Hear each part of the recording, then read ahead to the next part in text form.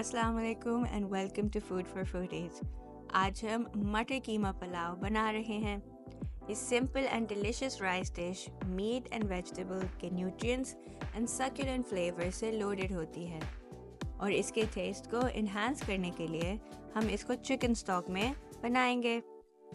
तो इस juicy and झटपट मटर कीमा पुलाव की रेसिपी देखने से पहले आप हमारे चैनल को सब्सक्राइब करें, इसको लाइक एंड शेयर करें and don't forget to press the bell icon. Let's get started.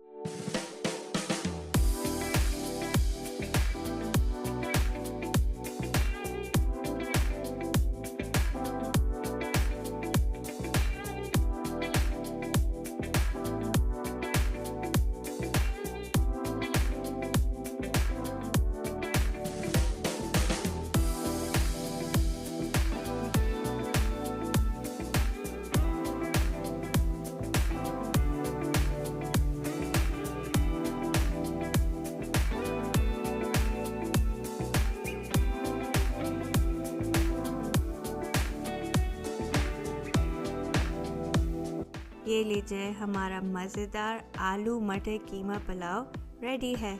हम इसको डिश आउट करेंगे, चटनी एंड सैलेड के साथ सर्व करेंगे और टेस्ट करेंगे।